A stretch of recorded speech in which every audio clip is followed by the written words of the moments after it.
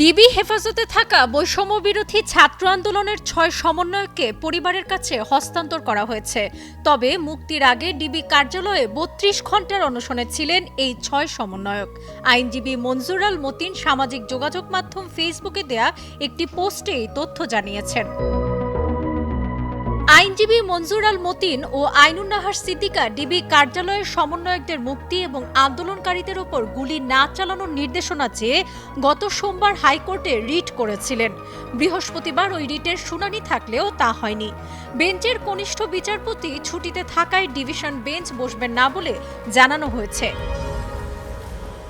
ফেসবুকে মনজুর আল মতিন লিখেন, ডিবি হেফাজতে বন্দী ৬ সমন্বয়ক গত ৩২ ঘণ্টা ধরে অনশনে। আমি ভাবতাম তোরা নজরুল পড়িসনি, কত ভুল ভাবতাম রে, তোরাই তো এক একটা নজরুল। ৩৯ দিনের অনশনে নজরুল একাই ব্রিটিশ রাজের ভিত্তি নাড়িয়ে দিয়েছিলেন।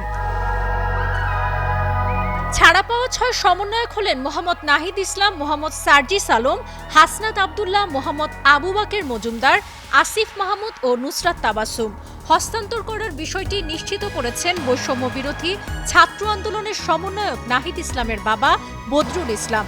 তিনি জানান, বৃহস্পতিবার ভোর ৬টায় ডিবি কার্যালয় থেকে ফোন দিয়ে সবার পরিবারকে আসতে বলা হয়। দুপুর ১:৩০টার দিকে ডিবির গাড়িতে বাসায় দিয়ে আসে। ডিবিতে থাকা ৬ সমন্বয়কদের মধ্যে নাহিদ ইসলাম, আসিফ মাহমুদ ও আবু বাকেরকে গত শুক্রবার ধানমন্ডির গণস্বাস্থ্য নগর হাসপাতাল থেকে মিন্টু রোডের ডিবি কার্যালয়ে নিয়ে যাওয়া হয়। পরদিন সন্ধ্যায় সার্জিস আলম ও হাসনাত আবদুল্লাহকে নিয়ে আসে ডিবি।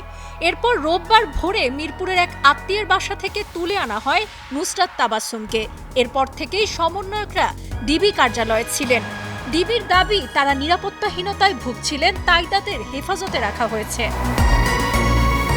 গত ৫ জুলাইয়ের পর থেকে সরকারি চাকরিতে কোটা সংস্কারের দাবিতে আন্দোলন শুরু করেন শিক্ষার্থীরা। এরপর ধারাবাহিক কর্মসূচি দিতে থাকেন। পরবর্তীতে আন্দোলন ঘিরে ভাঙচুর ও সহিংসতার সৃষ্টি হয়। পরিস্থিতি মোকাবেলায় দেশজুড়ে কারফিউ জারি করে সরকার।